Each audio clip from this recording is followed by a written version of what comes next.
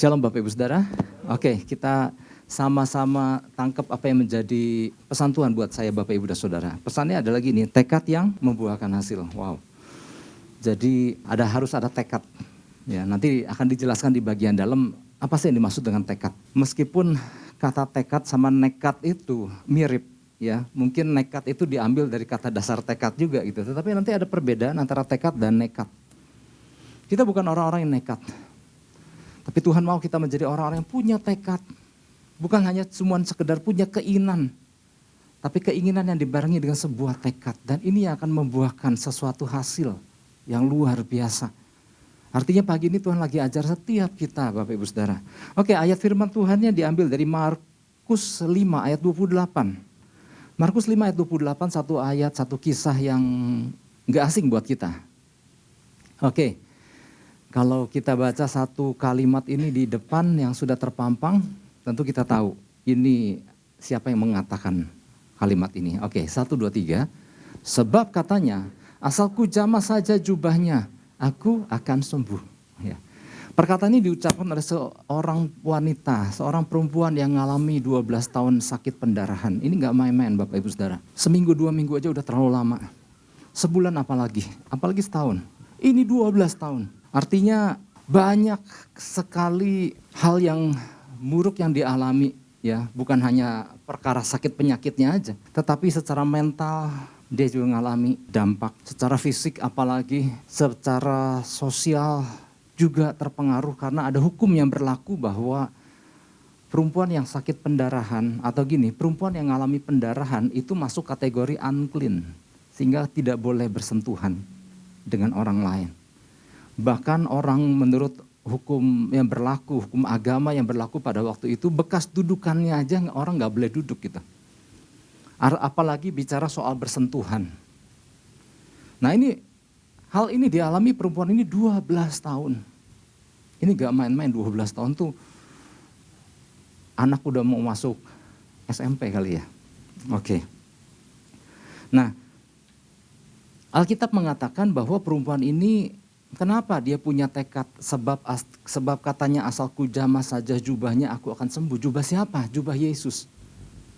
Jadi waktu itu Yesus dikisahkan baru saja mendarat dari perjalanan ke seberang Danau Galilea dan mengalami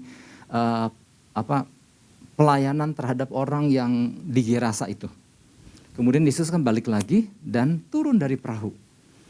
Sebetulnya di kisah ini kan ada 2 peristiwa. Nanti saya akan ceritakan 2 peristiwa itu. Tetapi artinya gini, saya bahas yang perempuan dulu, yang 12 tahun pendarahan. Waktu itu Yesus baru saja mendarat di wilayahnya dan dia mendengar. Nah, Alkitab mencatat di ayat 27 bahwa dia sudah sering mendengar tentang Yesus. Jadi ini bukan cuma sekedar gitu, enggak. Dia punya sebuah tekad. Aku harus datang mendekat kepada Yesus, asalku jamah jubahnya. Nah, ayat 27 dikatakan dia sudah mendengar berita-berita tentang Yesus. Maka di tengah-tengah orang banyak itu ia mendekati Yesus dari belakang dan menjamah jubahnya. Ya, langsung ayat 28 tadi kan. Tapi di sini dikatakan dia sudah mendengar berita-berita tentang Yesus. Jadi ada dasarnya. Sama dengan peristiwa Bartimeus yang buta itu. Meskipun dia nggak bisa ngelihat, tapi dia sering dengar kisah tentang Yesus yang adalah keturunan Daud. Makanya dia katakan, Yesus anak Daud kasihanilah aku. Banyak cerita, sudah banyak mendengar kisah-kisah tentang Yesus. Dia melakukan mujizat, dia melakukan ini dan itu. Sama halnya, ya, kata mendengar. Di dalam bahasa aslinya akuo. Akuo itu bukan cuma sekedar pernah dengar. Tapi ternyata kata akuo itu adalah dia telah mempelajari. Aduh, ini luar biasa pribadi ini yang namanya Yesus. Ada begitu banyak hal-hal dahsyat yang ia lakukan. Konon dia adalah Mesias, seandainya aku mau ketemu dia. Jadi seandainya aku bisa ketemu. Jadi dia banyak mendengar, bukan cuma sekedar, dia telah mempelajari. Ya, menurut arti kata itu. Kemudian di situ katakan, arti kata aku adalah dia udah paham apa yang dia akan lakukan. Atas dasar dia udah dengar banyak informasi tentang Yesus. Di Alkitab kan banyak ya, selain Bartimeus tadi kan perwira dari Kapernaum. Waktu hambanya sakit keras, Dia nggak datang kepada tabib, dia datang kepada Yesus. Karena apa? Dia sudah sering dengar. Dan luar biasanya kan perwira Kapernaum ini bilang gini, hambaku sakit sangat menderita, dia sakit keras. Dan Yesus berkata, oke, aku akan datang ke rumahmu. Gak perlu tuanku, cukup katakan sepatah kata aja. Dia sudah sering dengar tentang siapa Yesus. Yang dibutuhkan adalah perkataan Yesus di dalam kisah perwira Kapernaum. Udah sering dengar.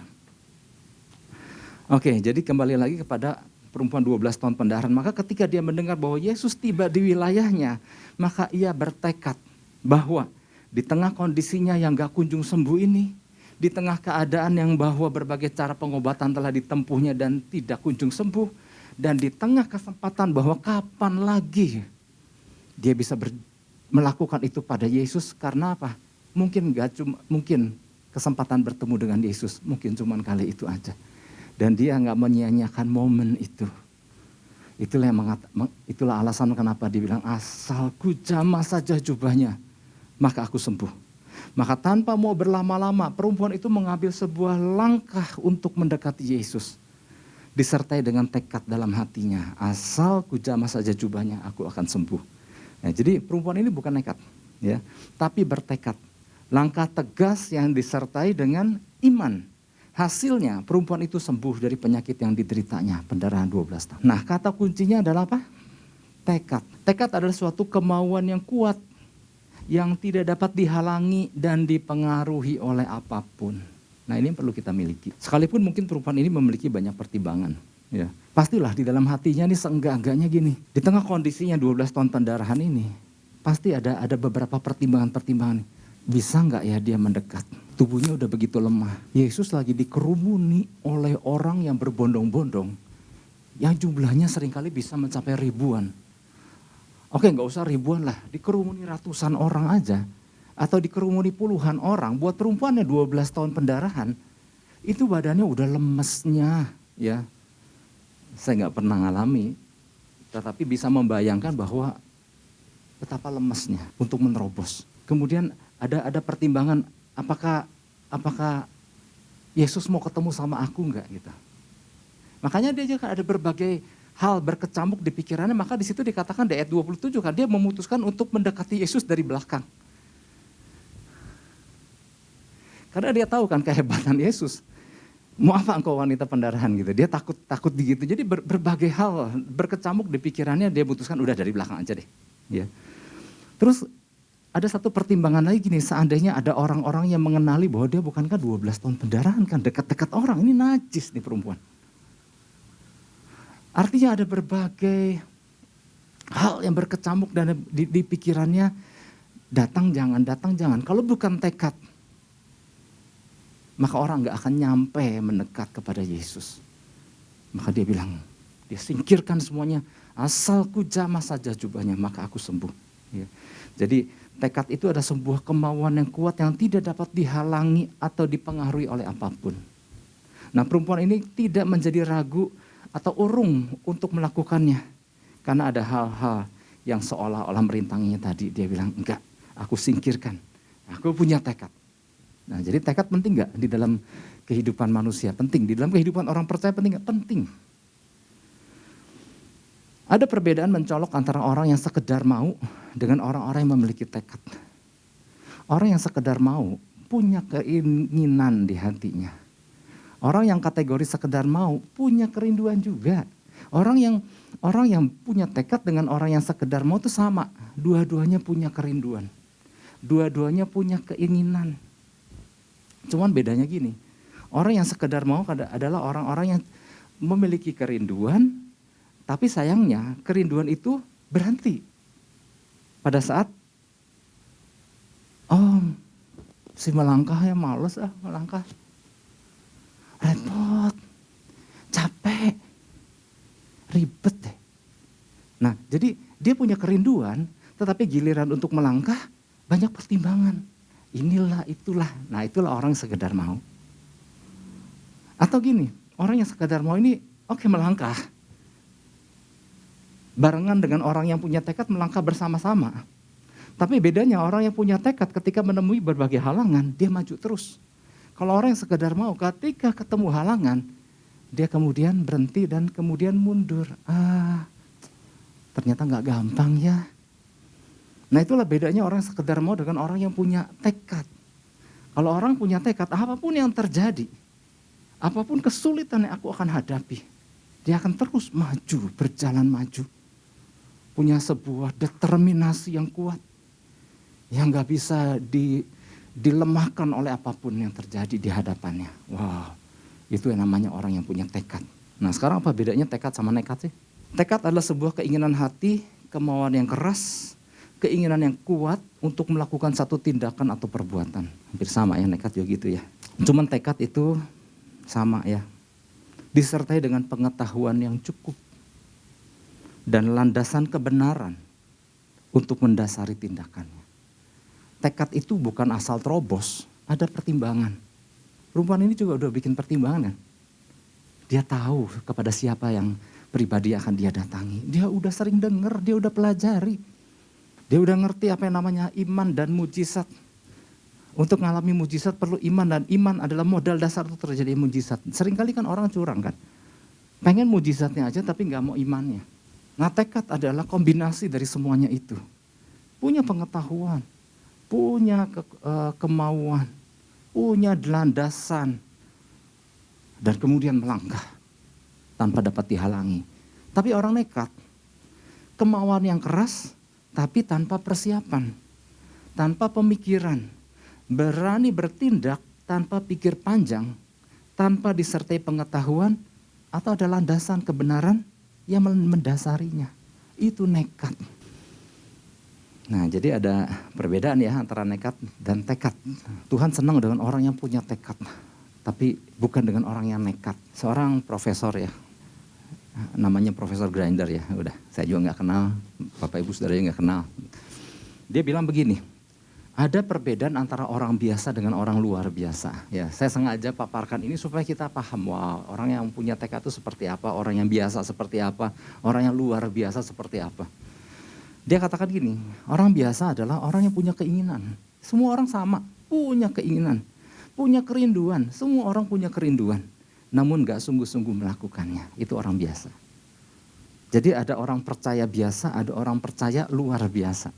Ya, persamaannya apa? Punya kerinduan, punya keinginan. Nah bedanya orang yang luar biasa, punya tujuan yang spesifik, jelas, terarah. Perempuan ini gak coba-coba. Kali ini coba Yesus, enggak. Dia tahu siapa Yesus. Kali ini apapun yang terjadi, aku harus mendekat dan menjamah dia. Punya tujuan yang spesifik, jelas, terarah, dan menuangkannya dalam sebuah tindakan. Ketika tindakannya mungkin belum berhasil, maka dia melakukan evaluasi. Kemudian dia melakukan perbaikan atas apa yang salah. Ya ini bicara soal definisi orang luar biasa secara umum ya. Misalnya contohnya Thomas Alva Edison. Thomas Alva Edison ini bukan gagal sekali, bukan gagal 2 kali. Hampir 1000 kali. Kalau dia nggak menjadi masuk kategori orang yang luar biasa, coba lagi punya tujuan yang pasti, seandainya aku berhasil dengan lampu ini betapa dunia akan menjadi terang. Tapi gagal lagi. Dia riset lagi, dia evaluasi lagi, dia adakan perbaikan lagi.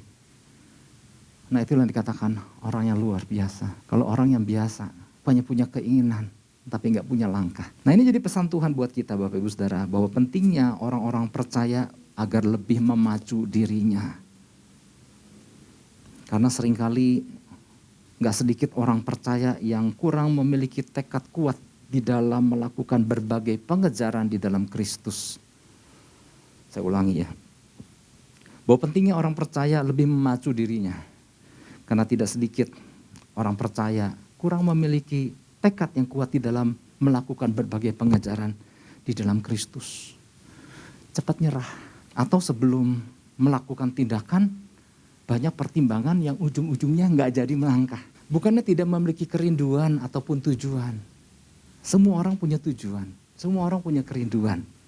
Hanya kurang memiliki dorongan hati yang kuat untuk melaksanakannya sampai memperolehnya. Dan Tuhan senang dengan orang-orang yang memang punya tujuan, punya visi, dan dia laksanakan sampai dia mencapainya. Di beberapa kisah ini kan di perjanjian baru, di perjanjian lama kan ada tokoh Yakub. Salah satu kelebihan Yakub adalah gini, dia orangnya punya determinasi juga loh. Waktu dia berjumpa dengan malaikat Tuhan yang adalah pribadi Tuhan di sungai Yabok, dia berkumpul sampai menjelang fajar. Dan dia punya tekad, sebelum engkau memberkati aku enggak akan melepaskan engkau. Nah, tekad ini yang harusnya dimiliki oleh setiap orang percaya kalau masuk dalam kategori orang percaya yang luar biasa. Enggak mudah nyerah. Dan aku, karena Tuhan menjanjikannya, maka aku mempercayainya dan aku menggapainya sampai dapat. Bukan nekat, karena ada dasarnya, karena ada janjinya. Kalau nekat kan gini, mau Tuhan janji apa enggak janji, enggak mau tahu. Pokoknya nekat aja dah gitu. Tapi enggak, ada dasarnya, ada landasan kebenaran, ada dasar pijakannya. Dan Tuhan senang dengan orang-orang seperti itu, ya. Nah, di sini dikatakan bukannya enggak memiliki kerinduan, hanya kurang memiliki dorongan yang kuat untuk melaksanakan sampai memperolehnya. Tadi sampai situ ya. Kalaupun mencoba untuk melakukannya, ketika satu tantangan coba menghadang, maka seringkali surutlah semangat untuk menyelesaikan apa yang telah dimulainya itu. Nggak usah jauh-jauh lah. Semua orang percaya rindu dipenuhi Roh Kudus. Dan itu Tuhan janjikan. Aku akan minta kepada Bapa untuk mengirimkan roh penghibur itu. Supaya kita orang percaya jangan menjadi orang-orang yang yatim piatu. Tuhan udah janji. Dan janji itu dia genapi. Benar dia mati, benar dia bangkit, benar dia naik ke surga. Dan di hari Pentakosta dia curahkan Roh Kudusnya. Bagian kita adalah datang mendekat dan minta dipenuhi. Seberapa banyak orang percaya, udah pengen tapi gimana ya Pak ya gitu. Ketika kita masih belum mengalami artinya kita belum mengejarnya. Karena gini, ketika kita memiliki tekad untuk menggapainya, karena itu janji Tuhan, ada landasan kebenarannya. Ketika kita rindu, maka pasti akan mengalaminya. Dan Tuhan gak pernah main-mainin orang. Ayo mendekat, kasih jangan ya, enggak. Tuhan setia dengan apa yang dia janjikan. Itu baru satu contoh, lanjut terus ya. Nah, beberapa prinsip yang harus kita pahami berkaitan dengan pesan Tuhan ini. Agar setiap orang percaya dapat menyentuh dan mengalami sesuatu yang luar biasa dari Tuhan. Nah tentunya ada langkah ya, ada beberapa prinsip. Oke, yang pertama gini, miliki determinasi yang kuat, yang mampu mengalahkan segala penghalang apapun. Penghalang akan selalu ada, tapi yang pertama adalah miliki determinasi yang kuat, yang mampu mengalahkan segala penghalang apapun. Kalau nanti saya jabarkan penghalang-penghalang apa aja yang dimiliki perempuan sakit pendarahan 12 tahun ini, banyak sekali. Bukan cuma sekedar tubuh lemas dan lain-lain. Oke, Markus 5 ayat 30. Di situ dikatakan gini. Pada ketika itu juga Yesus mengetahui bahwa ada tenaga yang keluar dari dirinya. Ini keren banget Bapak Ibu Saudara. Yesus merasakan ada tenaga yang keluar. Ada kuasa maksudnya keluar dari dirinya. Lalu ia berpaling di tengah orang banyak dan bertanya, siapa yang menjamah jubahku? Nah sebetulnya gini, pertanyaan yang diajukan Yesus di tengah orang banyak. Tentu perkataan Yesus ini diucapkan dengan perkataan yang keras ya. Ya maksudnya yang jelas terdengar. Siapa yang menjamah jubahku? Siapa yang menjamah jubahku? Tujuannya apa? Supaya orang dengar nih. Maksudnya gini Bapak Ibu Saudara. Pertanyaan ini diajukan Yesus sebetulnya mengandung beberapa makna. Tujuannya adalah untuk mengajarkan sesuatu kepada orang banyak. Ini dia, nah Yesus nanya gini, kan dia mau ngajarin orang banyak. Maklum dia adalah guru yang dahsyat. Katakan amin. Ingat kita berhubungan dengan Tuhan kita. Kita berhubungan dengan Yesus Kristus yang adalah guru yang dahsyat. Artinya di dalam banyak perkara selalu ia ingin mengajarkan kita. Jadi bukannya salah merindukan mujizat, tetapi Yesus bukan orang yang dikatakan gini, dia bukan orang yang tebar mujizat ya. Kalau ada istilah tebar pesona, Yesus maksud saya gini, Yesus bukan orang yang tebar mujizat kemudian orang terkagum-kagum kepadanya. Dia dahsyat, dia dahsyat. Yesus bukan tipe seperti itu. Dia adalah guru yang terbaik. Sekalipun dia kasih mujizat, selalu ada pelajaran di balik semuanya itu. Jadi waktu Yesus berkata, siapa yang menjamah jubahku? Artinya gini, kalian orang banyak yang berkerumun, yang berdesak-desakan dekat dengan aku. Engkau yang ada yang menyentuh aku, ada yang menjamah bagian belakangku, ada yang menjamah jubah bagian depan, ada yang menjamah, mungkin ada yang pegang kepala Yesus, ada yang pegang kaki Yesus, dan lain-lain. Kalian semua sibuk dengan aku, tetapi hanya ada satu orang yang jamahannya membuat kuasaku keluar dari dalam diriku dan menjamah orang itu. Wah, bayangkan sekian banyak orang yang berdesak-desakan, mengerumuninya, pengen mujizat ini dan itu. Tapi buat Yesus, ada satu orang yang beda. Jadi waktu Yesus bertanya siapa yang menjamah aku, Yesus sebetulnya sedang memberitahukan kepada orang banyak. Bukan sekedar mengikuti dan berdesak-desakan. Bukan cuma sekedar beramai-ramai datang. Tetapi adakah satu kerinduan yang sungguh-sungguh yang tulus, yang ingin mengalami Yesus. Ada iman yang menyertai di dalamnya, di dalam tindakan yang dilakukan. Dan ternyata kan begini, semua orang itu, seorang banyak itu gak ada satupun yang mengalami sesuatu dari Yesus. Tapi hanya satu wanita itu. Ada jamahan yang berbeda.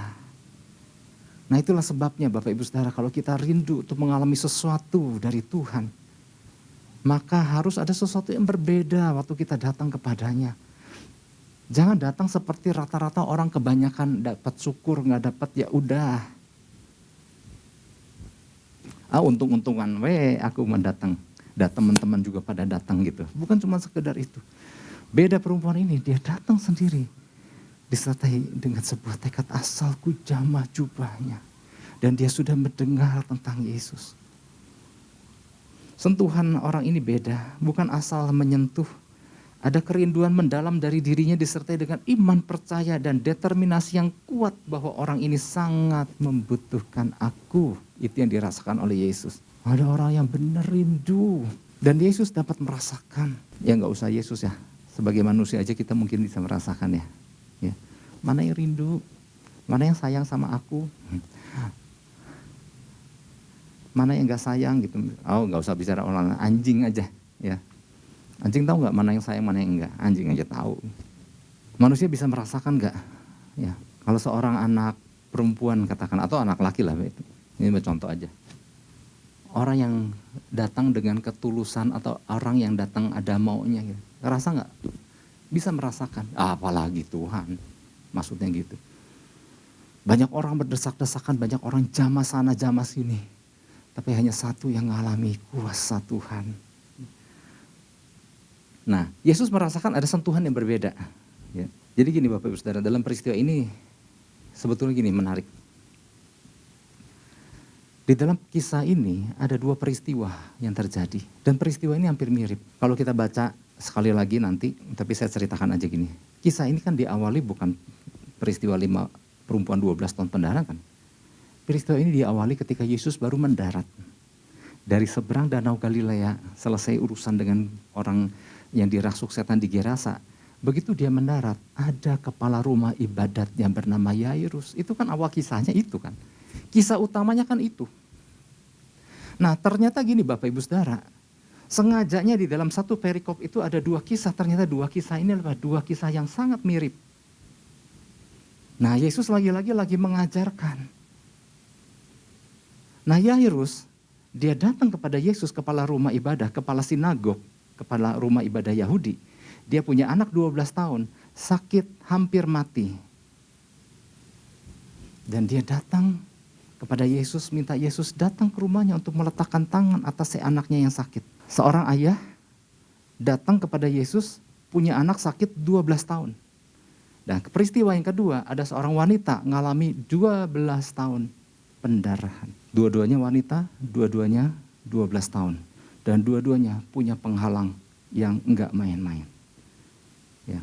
Jadi ternyata ada persamaan-persamaan yang dimiliki oleh peristiwa si anak 12 tahun pendarahan anaknya Yairus dengan perempuan 12 tahun sakit pendarahan.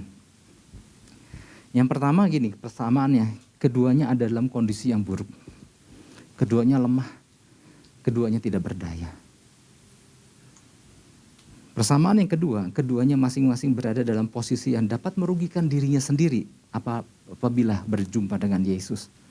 Dua-duanya dapat mengalami kerugian apabila berjumpa dengan Yesus menurut adat dan adat istiadat pada waktu itu. Yang pertama, kepala rumah ibadat yang mewakili anak 12 tahun, dia adalah kepala rumah ibadat Yahudi yang mana atasan-atasannya semua adalah orang-orang yang membenci Yesus. Bayangkan dia datang bersujud sama Yesus, minta Yesus datang ke rumahnya. Ini kalau ketahuan atasannya, hukumnya pada waktu itu adalah dikucilkan atau dipecat. Dia tahu gak resiko itu? Dia sadar gak resiko itu? Dia sadar. Tapi demi anaknya yang 12 tahun yang mau mati itu.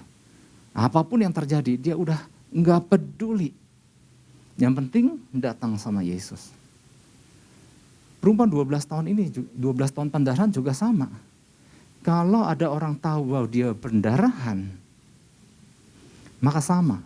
Ada hukum agama, rajam pakai batu sampai mati. Jadi kedua orang yang mengalami masalah ini punya penghalang yang kurang lebih sama. Dan ini gak main-main, soal nyawa dia apabila ketahuan. Itulah sebabnya perempuan ini menerobos dengan segenap tenaga yang ada, dengan napas yang mungkin terengah-engah untuk menjamah jubah Yesus, dan dia masuk dari belakang. Biar gak ketahuan, diam-diam aja. Tapi luar biasa, ini yang menarik perhatian Yesus. Jamahannya ini loh, menarik kuasanya. Jadi ternyata gini Bapak Ibu Saudara, tokoh-tokoh yang mengalami masalah ini punya banyak barrier, punya banyak halangan, rintangan. Misalnya perempuan ini, penghalang sosial. Kita bisa bayangkan, dikucilkan 12 tahun. Dan gak boleh datang ke tempat ibadah 12 tahun. Dan kepala rumah ibadahnya mungkin Yairus itu. Ya, saya gak mencoba menghubung-hubungkan, tapi memang ya bukan tujuannya untuk menghubungkan. Alangkah menderitanya kondisi kehidupan wanita ini. Secara fisik tubuhnya lemah. Secara ekonomi dikatakan uangnya telah dihabiskan untuk berobat. Secara mental, makanya tadi kan berbagai pertimbangan, ada ketakutan, ada depresi yang mungkin dia alami. Karena gini, ini gak main-main, ketahuan nyawa. Nah sekarang gini pertanyaannya, adakah dari antara kita orang-orang percaya memiliki barrier sebanyak ini? Saya percaya kita nggak punya selengkap itu. Ada sih mungkin 1-2 dari tadi rentetan penghalang-penghalang yang dialami perempuan sakit pendarahan mungkin ada. Tapi kalau punya selengkap itu, saya percaya nggak ada. Kita nggak punya barrier sebanyak itu. Maksudnya saya mencoba membandingkan. Perempuan yang 12 tahun pendarahan dengan barrier yang begitu banyak. Berani mendatangi Yesus dengan sebuah tekad. Dan dia mengalami sesuatu yang luar biasa. Penghalangnya banyak, tapi dia nggak peduli. Karena dia tahu dengan siapa dia akan berhadapan. Karena dia tahu kepada siapa dia datang. Nah ada begitu banyak penghalang dimiliki wanita ini. Tapi kita nggak punya sebanyak itu. Bahkan kita nggak ada hukum yang melarang kita untuk mendekat kepada Yesus. Nggak ada hukum sampai saat ini melarang untuk datang beribadah. Gak ada hukum yang melarang bahwa kita bisa berhubungan dengan saudara seiman yang lain untuk bisa saling menguatkan. Perempuan ini, orang lain udah gak ada yang berani mendekat. Takut sama hukum yang berlaku. Kita tempat ibadah terbuka luas. Hanya menjadi penghalang adalah gak sedikit orang percaya bikin penghalang sendiri. Udah boleh gitu ibadah. Nah melalui pesan itu Tuhan sedang memacu orang percaya bahwa kita jauh lebih beruntung daripada wanita-wanita tadi. Enggak ada hukum yang melarang kita. Ya. Nah tapi sayangnya enggak sedikit orang percaya yang lebih banyak mengambil langkah lain ketika ada di dalam posisi seperti wanita-wanita tadi. Nah ini ya artinya gini, kurang tekad. Ketika tantangan menghadang, ketika mungkin kerinduan untuk pengen ngalami sesuatu dari Tuhan dan lain-lain, tapi nggak mengambil langkah. Dan akhirnya nggak sedikit saya ketemu dengan orang, Pak, Di tengah kegalauan Pak, yang saya lakukan mas saya ambil remote, saya ambil cemilan, saya masuk nonton film seri sampai habis katanya. Lah, langkahnya beda banget dengan ada yang di Alkitab ya gitu. Lalu seringkali mengambil langkah, saya mah gini Pak, saya mah tahu diri. Tuhan teh sibuk Pak. Ada berapa miliar orang percaya kepada Yesus. Terus saya nimbrung, saya kan gak tahu diri kan. Saya bilang, alasannya tapi getek saya bilang. Merinding kan. Kayak so baik sama Yesus gitu.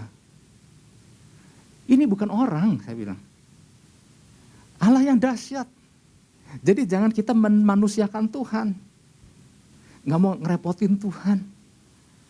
Tahu dari mana Tuhan repot? Tuhan gak peduli mau orang banyak berbondong-bondong, beribu-ribu orang datang kepadanya. Yang Tuhan masalahkan lagi nih. Gak ada sentuhan yang membuat aku harus mengeluarkan kuasaku. Itu yang jadi perhatian Yesus.